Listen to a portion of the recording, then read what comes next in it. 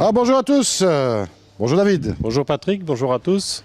Alors ça y est, un nouvel Aquavideomac concernant les réacteurs à calcaire. Oui, effectivement, on a eu pas mal de demandes récemment pour un petit peu d'explications par rapport au réacteur à calcaire et c'est vrai que c'est quelque chose qu'on n'avait pas encore fait dans les Aquavideomac.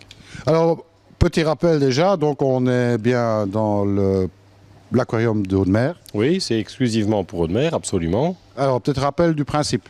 Oui, alors il y en a deux. On va d'abord parler, donc classifier les deux. On a ce qu'on appelle les réacteurs à calcium, qui sont des appareils qui fonctionnent avec de la poudre qui est de l'hydroxyde de calcium. Ce ne sont pas les appareils dont on va parler maintenant.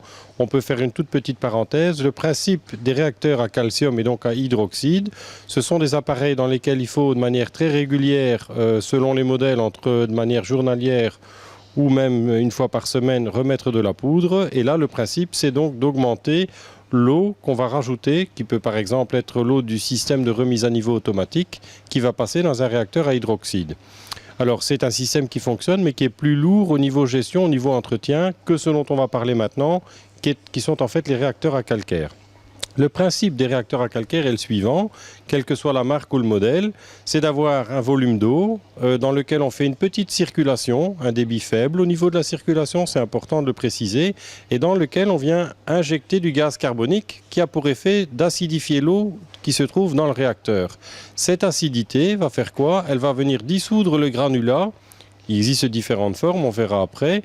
Ce granulat qui va donc être dissous, qui va à son tour reproduire les éléments qu'on cherche à obtenir, c'est-à-dire le calcium, du KH pour faire monter l'alcalinité, du magnésium et d'autres éléments qui ont été évidemment, dans un premier temps, comme on pourrait dire les coraux, si vous voulez, ils forment leur squelette en retirant ces choses-là de l'eau. Et on utilise des granulats qui sont ou bien des squelettes de coraux morts, donc on peut dire vraiment du sable de corail, si je puis dire, ou des granulats qui sont enrichis dans certains cas avec plus de magnésium, plus de calcium, tout ça. Qu'est-ce qui est important de dire sur le granulat? Le sable de corail classique a tendance à dégager un peu de phosphate. Ce qu'on n'a pas sur des produits comme les granulats, comme de l'ARM par exemple, qui ne dégagent pas ou pratiquement pas de phosphate, ou des choses comme l'hydrocarbonate qui ne dégagent pas de phosphate non plus. Donc, en résumé, le principe, c'est donc d'envoyer du gaz carbonique dans un petit volume, petit ou moyen, selon le volume d'eau qu'on veut traiter. En acidifiant l'eau du réacteur, on vient donc dissoudre le granulat. Et le fait qu'il y ait dissolution du granulat, ça produit à nouveau calcium, KH et magnésium de manière stable et constante. Le réel intérêt de ça, c'est quoi? C'est que ça évite d'avoir des valeurs en dents de scie, c'est-à-dire quelqu'un qui rajoute de manière liquide et non pas automatique. Ce qui se passe, s'il le fait une fois par semaine, en admettant qu'il le fasse le dimanche, sa valeur sera bonne ou un peu haute le dimanche, et puis jour après jour, pendant la semaine, ça va descendre. Alors bien sûr, on peut contourner ça en utilisant des pompes doseuses. La pompe doseuse, elle va faire quoi? C'est aussi une solution pour celui qui veut augmenter le taux de KH, calcium ou magnésium. Là, ce qu'il faut, c'est une pompe doseuse à différents canaux en fonction du nombre d'additifs qu'on veut mettre. Et alors, chaque jour, de manière régulière, cette pompe doseuse va prendre des liquides dans les différents réservoirs qui est déconseillé de mettre ensemble parce que souvent, quand on a des concentrations élevées, que ce soit en calcium, magnésium ou en carbonate, l'un vient précipiter l'autre. C'est ça. Donc en fait, ce sont des appareils relativement simples, puisque bon, une petite pompe forcément. Oui, en fait, il y a une petite pompe qui est dessus, qui fait la circulation entre le haut et le bas du réacteur, c'est-à-dire en circuit fermé. Ça n'est pas une pompe, si vous voulez, qui envoie un gros débit au travers du réacteur. Comme je disais tout à l'heure, le principe de ces appareils, c'est toujours d'avoir un faible débit qui les traverse. La pompe qui s'y trouve, c'est pas comme un filtre qui aspire toute l'eau et qui renvoie toute l'eau dans l'aquarium. Non, elle ne fait que bien répartir l'eau et le CO2 dans le réservoir proprement dit. Que ce soit ce modèle-là d'Aquamedic ou que ce soit les modèles plus gros et plus puissants de chez Deltec qu'on va voir après, le principe est toujours le même. On a une pompe qui fait une circulation entre le haut et le bas du réacteur. Selon les modèles, on verra tout à l'heure chez Deltec, la possibilité de les avoir en circulation inversée. Et là, ça a un avantage en ce sens que ça se colmate moins vite et qu'on peut utiliser un granulat qui est plus petit puisque la circulation se fait du bas vers le haut. Ce qui fait qu'à chaque fois, les petites particules, au lieu de venir se colmater dans le bas, elles sont remises en mouvement. Et au plus les particules et le granulat a tendance à être de petite granulométrie, au meilleur est le contact entre l'eau et le granulat. Et donc au meilleur est la dissolution. C'est ça. Alors ici, on a évidemment un système de CO2, en l'occurrence de chez Tunze. Mais bon, Je veux dire, ça n'a pas trop d'importance. À partir du moment qu'on a un système de CO2, c'est essentiel. Ici, j'ai fait un peu le paresseux. J'ai pris une bouteille à fond plat que j'avais sous la main. On a des kits de CO2 complets qui sont très bien faits avec pH mètre pour celui qui veut. On va faire une petite parenthèse là-dessus aussi. Donc, en plus du réacteur, qu'est-ce qu'il faut pour le faire fonctionner? Une bouteille de CO2, bien sûr, et un détendeur. Ici, j'ai mis un système tout simple avec une bouteille de 2 kg. Bon, évidemment, pour des petits volumes, on peut travailler avec des plus petites bouteilles de CO2 et on peut travailler avec d'autres types de détendeurs. Ici, c'est un détendeur avec 2 manomètres où on voit la pression dans la bouteille, donc la pression restant dans le réservoir, ainsi que la pression dans la partie manomètre qui est ici. Pourquoi ça a un intérêt? C'est quand on vient utiliser une électrovanne à la suite de ça, qui pourrait réguler automatiquement le système. Et les électrovannes, en règle générale, il est déconseillé d'aller au-delà d'une certaine pression. Et donc, dans ce cas-là, on a intérêt d'utiliser des décompresseurs où on peut régler la pression. C'est ça, c'est un détendeur. C'est un détendeur, oui, ni plus ni moins qu'un détendeur, où on peut régler la pression qu'il y a donc dans le détendeur, c'est-à-dire celle qui va partir dans la tuyauterie et donc vers l'électrovanne. Et ici, on a évidemment le réglage fin du débit. C'est-à-dire que si j'ouvre ici, je ne sais pas si on le verra à l'écran, on a l'aiguille qui vient directement afficher la pression dans la bouteille. Et ici, on vient régler le débit du CO2 qui s'en échappe, tout simplement. C'est ça. Alors bon, bien sûr, il y a un tuyau qui va vers... le réacteur, voilà. Selon les modèles de réacteurs, il y a des réacteurs qui sont d'office équipés de ce qu'on appelle un compte-bulle qui permet de voir exactement combien de CO2 on va injecter. Parce que si on part maintenant d'un tuyau là qu'on raccorde directement sur l'arrivée de CO2 ici, dans le cas de ce modèle-là, évidemment, on ne sait pas voir la quantité de CO2 qu'on va injecter. Qu'est-ce qu'on fait pour contourner cette chose-là? Deux choses. La première, qui est importante de préciser, c'est qu'il est conseillé de mettre un anti-retour entre le détendeur et la partie donc, du réacteur. Pourquoi? Quand la bouteille est vide et qu'on démonte le détendeur, s'il n'y a pas d'anti-retour, on risque un retour d'eau qui va évidemment venir couler dans le détendeur, ce qui est forcément pas très bon. Et on pourrait comme ça aussi vider de l'eau par l'intermédiaire du détendeur. Donc un anti-retour, ça c'est important, ça ressemble à ça. Lui, son travail, c'est quoi? C'est laisser passer le CO2 dans un sens et pas dans l'autre. C'est-à-dire que même quand la bouteille est vide, le CO2 va passer dans ce sens-là. Quand il n'y a plus de CO2, il n'est pas possible d'avoir un retour d'eau dans l'autre sens. C'est ça, il y a une petite flèche qui indique le sens. Voilà, absolument. Il y a un sens qui est indiqué. Ça passe dans un, ça passe pas dans l'autre. Donc ça, c'est le principe. De là, on utilise ce qu'on appelle après ça, sur des modèles comme celui-ci, un compteur de bulles. L'intérêt du compte-bulles, c'est quoi? On le remplit d'eau, que ça peut être de l'eau osmosée, puisque l'eau qu'il y a dedans ne change plus. C'est simplement le but de voir arriver les petites bulles de gaz, et donc de pouvoir définir le débit de gaz qu'on va envoyer dans le système. Là, en l'occurrence, avec le petit réglage fin du manomètre qu'on a ici, on va venir régler, et selon le modèle de réacteur, plus ou moins de quantité de CO2. Ça, c'est théorique, et ça, il faut respecter ce qui est en général conseillé par les fabricants, puisque c'est clairement lié à la taille du réacteur, d'une part, et du débit en eau qu'on va faire passer au travers du réacteur. Comme je disais tout à l'heure, pour qu'il fonctionne, le milieu, donc l'eau qui se trouve dedans, doit être acide, c'est-à-dire qu'on conseille un pH aux alentours de 6. Dès que vous arrivez à un pH de 7 ou au-dessus de 7 dans le réacteur, c'est comme s'il n'y avait pas de réacteur, puisque l'eau n'étant pas acide, elle ne vient pas dissoudre le granulat qui s'y trouve. C'est ça. Donc ça, c'est une première partie. Bon, maintenant, si on veut automatiser carrément, on peut toujours le faire, je suppose, avec une électrovanne et une sonde de pH. Il y a moyen vraiment d'automatiser, en ce sens qu'on vient mettre à ce moment-là un pH mètre. Le pH, on ne le mesure pas dans l'aquarium, mais on vient le mettre, il y a chaque fois sur tous les modèles pratiquement un endroit où on peut venir mettre la sonde du pH mètre directement sur les réacteurs.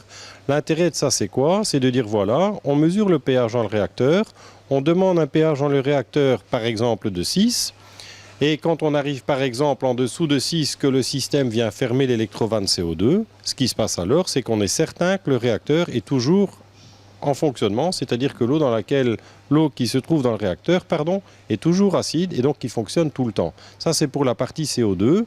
Donc ça peut être automatisé très facilement. Et il est aussi possible d'automatiser la circulation en eau. Là, la meilleure solution, qui est sans contrainte, qui ne va pas se colmater et qui est très facile à installer, c'est une petite pompe doseuse. Une pompe qu'on branche à débit constant, qui fait par exemple selon les modèles, on a des modèles qui font 3 litres de l'heure, jusque 12 litres heure.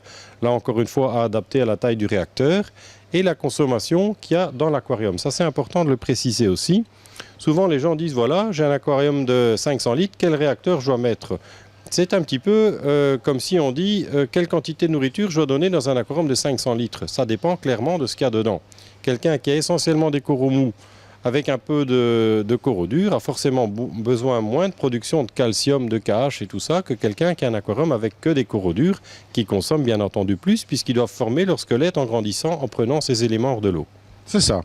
Donc, une petite pompe doseuse qui part de l'aquarium, je suppose. Oui, à ce moment-là, on prend une pompe doseuse. On rentre dans le réacteur et on ressort vers l'aquarium. Voilà, alors on a deux possibilités pour l'alimentation. On a parlé donc de l'alimentation en CO2, je pense que ça c'est clair. Bouteille, détendeur, l'anti-retour et le compte-bulle pour les modèles qui ne sont pas équipés de compte-bulle pour pouvoir définir le débit. Ça c'est pour la partie CO2. En sachant que si on veut le réguler, on a parlé du pH mètre.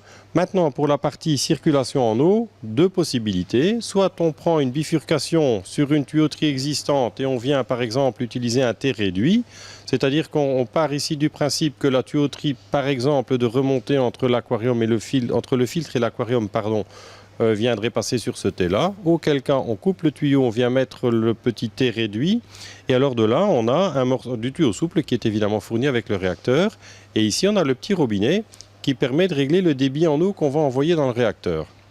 Ça c'est une solution qui est toute simple, qui ne demande pas de branchement électrique, mais qui a un inconvénient.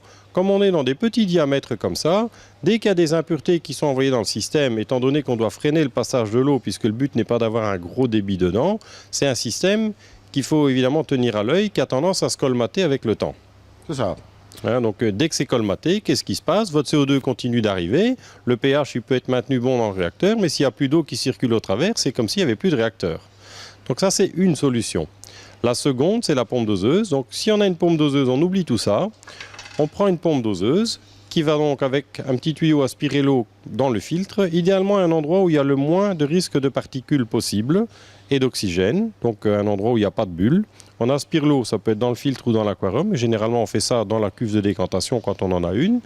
On envoie l'eau dans le réacteur. L'avantage de la pompe doseuse, c'est que le débit est connu.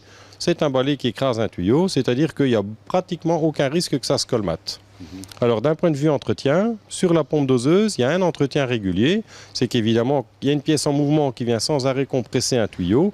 Le tuyau, en l'occurrence, qui est compressé, qui est un tuyau spécial, doit être remplacé, je dirais en règle générale et selon les marques, entre 4 à 6 mois. C'est des petits tuyaux qui ne coûtent pas grand-chose. C'est la seule maintenance régulière qu'il y a sur les pompes doseuses. Oui, bien sûr, en termes de consommation, ça consomme 2 fois. Ça consomme rien du tout. C'est quelque chose comme 1 watt, c'est absolument rien du tout en consommation. Et le réel intérêt, c'est que là, on peut avoir vraiment un système automatique qui va donc l'alimenter en eau, l'alimenter en CO2. Et alors celui, après, évidemment, il suffit de surveiller qu'il reste du CO2 dans la bouteille. Bien entendu. Bon, CO2 qu'on peut venir recharger facilement ici. Oui, absolument. On a la machine pour évidemment recharger en CO2, quelle que soit la taille de la bouteille. Dès lors que ce sont des bouteilles rechargeables, on peut les recharger et on le fait de suite. Donc ici, on a un modèle, je dirais, plus ou moins de base. Et puis alors, on a des modèles plus sophistiqués, comme tu as expliqué là tout à l'heure, voilà, où la circulation était un peu différente. Voilà. Donc ici, modèle classique, circulation classique. On est évidemment ici sur un modèle qu'on peut conseiller jusqu'en étant raisonnable 600-700 litres. Le fabricant conseille pour des plus gros volumes, mais nous on a tendance à dire jusque 600 litres il fait l'affaire. Donc il est complet, la pompe, l'alimentation. Il manque la pompe doseuse, mais ça évidemment on en a aussi déjà parlé. Circulation classique pour ce premier modèle, là on est sur un budget aux alentours de 210 €. Et après on a des modèles donc, que je parlais tout à l'heure qui sont des modèles à alimentation fluidisée. C'est-à-dire qu'en fait, la pompe, au lieu de faire une circulation du haut du cylindre vers le bas, où là, on a toujours le problème, évidemment, que les particules, un peu à la fois, ce qui se passe, comme les particules sont un peu à la fois, elles diminuent de taille, on a davantage de risque d'avoir un dépôt dans le fond et quelque chose qui va aller se colmater. Le fait de le faire marcher dans l'autre sens, on fait l'inverse, c'est-à-dire qu'on pousse l'eau du bas vers le haut et les petites particules, au lieu d'aller se colmater, elles sont mises en mouvement et elles restent en mouvement dans la partie haute du réacteur, ce qui permet d'utiliser des granulats plus fins et donc une meilleure efficacité du réacteur. Même principe que le lit fluidisé, en fait, la filtration. Absolument, exactement le même principe, si ce n'est qu'on travaille toujours dans un milieu acide sur lequel on apporte bien entendu du CO2, et de l'eau, bien entendu. Ça peut toujours être fait avec une pompe doseuse. Deux autres différences sur ce modèle-là. différence oui et non. On a toujours la possibilité de placer l'électrovanne, pas l'électrovanne, l'électrode pH qui vient se mettre dessus et qui permet de mesurer en permanence. Et ensuite, on a une électrovanne CO2 qui est en général pas d'origine sur les autres modèles.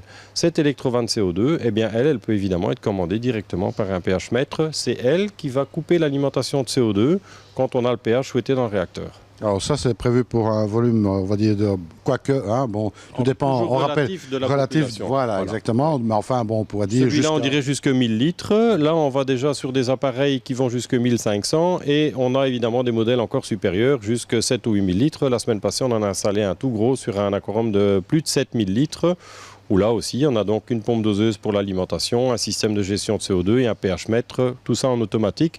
Au plus le volume est grand, au plus la qualité d'eau est stable. Alors, on doit parler aussi maintenant du contrôle, c'est-à-dire une fois qu'on a installé ça, quand il tourne convenablement, ça ne veut pas dire que parce qu'il est dessus, qu'il tourne et qu'il marche bien, qu'il ne faut jamais plus une fois tester. On parlait tout à l'heure du lien entre ce qu'on a besoin comme appareil et de l'aquarium et des animaux qu'on a. Il est évident que c'est le type de consommation dans l'aquarium qui va faire qu'il faut quelquefois régler un peu plus ou un peu moins. Quelqu'un qui a très peu de coraux au début, forcément, il ne devra pas tourner de la même manière que quelqu'un qui a un aquarium qui est rempli de coraux d'un côté à l'autre. Et là, il n'y a qu'une seule solution, c'est de faire les tests. On a déjà souvent dit l'importance de faire les tests avec ce genre d'appareil. C'est aussi capital de surveiller la dureté carbonatée, donc le KH, le calcium et le magnésium. Et pour bien connaître la consommation de l'aquarium et de voir s'il produit suffisamment de trop, ce qui peut arriver aussi, quelqu'un qui le règle à 100% et qui a très peu de coraux dans son bac, il va se retrouver avec un excédent, trop de KH, trop de calcium et trop de magnésium. Ce qui est évidemment pas une bonne chose non plus. Les coraux mous n'apprécient pas et au-delà d'un certain point, les coraux durs n'apprécient plus non plus. Donc c'est important de faire les tests dans la phase de démarrage, le temps de voir que le réglage qu'on a adopté pour le réacteur est adapté à la consommation de l'aquarium.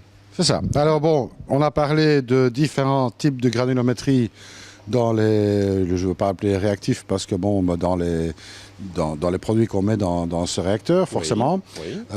Est-ce que ces différents produits ont aussi, nécessitent également d'avoir en fait une acidité de l'eau différente?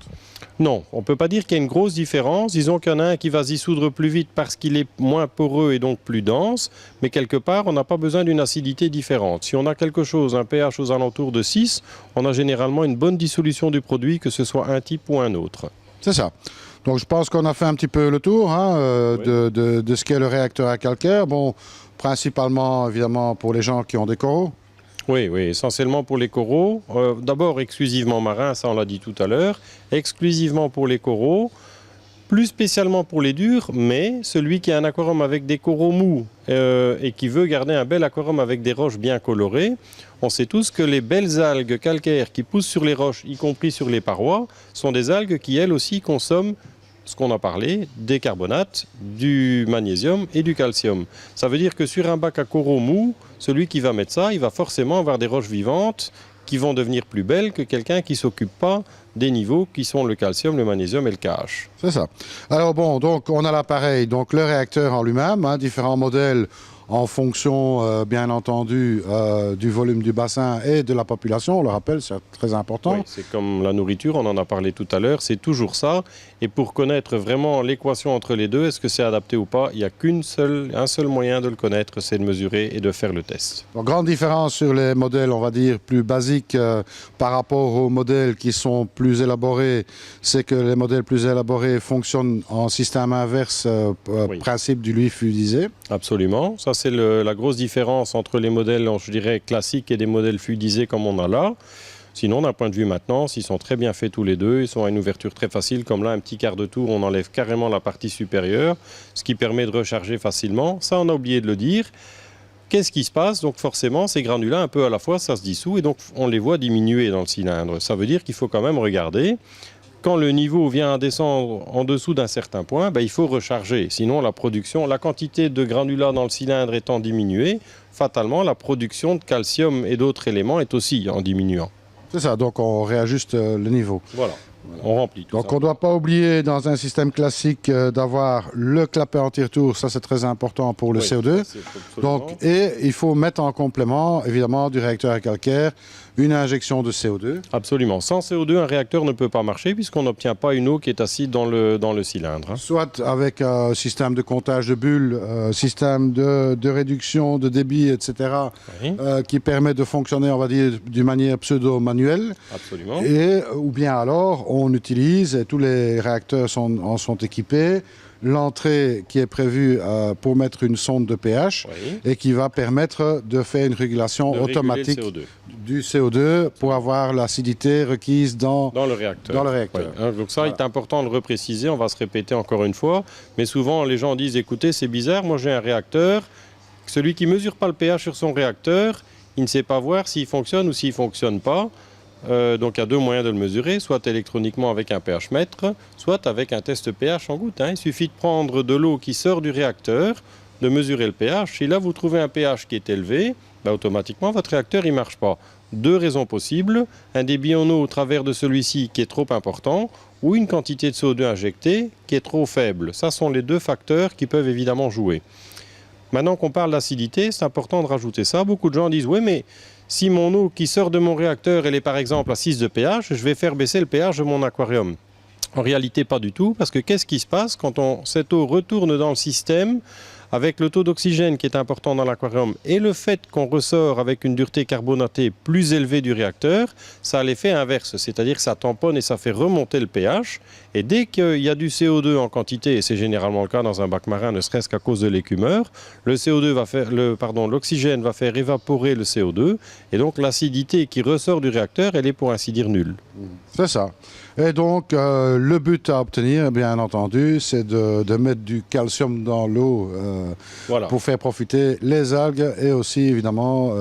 les bonnes algues et alors, évidemment, les coraux qui ont besoin de tous ces éléments pour former le squelette. Alors, il est évident, celui qui ne veut pas le faire de manière automatique comme ça, on l'a dit tout à l'heure, c'est parfaitement faisable en ajoutant les liquides qu'il faut à l'aide d'une pompe doseuse. À long terme, c'est plus onéreux puisque sans arrêt, évidemment, ces produits, il faut les rajouter. Que là, le granulat calcaire en consommation et le CO2, en termes de coût de maintenance, c'est quasiment nul. C'est ça. Et ben voilà, je crois qu'on a fait le tour un petit peu de ce qu'est le réacteur à calcaire. J'espère que cette petite émission vous aura plu, vous aura appris des choses. De toute façon, bon, c'est quand même un système, on va pas dire complexe, mais qui est quand même... pas simple de choisir, je veux dire, de manière comme ça, empirique. Il est préférable de demander des conseils ici au comptoir ou bien par téléphone ou par mail. Ça peut être par mail, par téléphone, sur place bien entendu. Sur place, c'est un peu plus facile en ce sens qu'on peut montrer les différences. C'est pas toujours facile à apprécier par téléphone. Bon, évidemment, tous ces modèles sont présentés sur notre site, où on a un bon descriptif, où on voit évidemment les avantages d'un modèle à l'autre, mais c'est évidemment pas pareil que quand on les voit comme ça, qu'on puisse toucher, voir un peu comment on remplit le côté pratique de la chose. Et après, évidemment, différents modèles en fonction de l'encombrement et de la place dont on dispose. En sachant, ça j'ai oublié de le dire, quel que soit le modèle, ils peuvent très bien être mi-étanches, c'est-à-dire à côté du filtre ou à côté de l'aquarium, mais ils peuvent aussi être en partie immergés dans la cuve technique, ça pose pas de problème. C'est ça. Et ben voilà, donc je te remercie David pour toutes ces explications. Moi, il me reste à vous dire à très bientôt dans une nouvelle édition de Aquavideo Mag. Avec plaisir. À bientôt. À bientôt.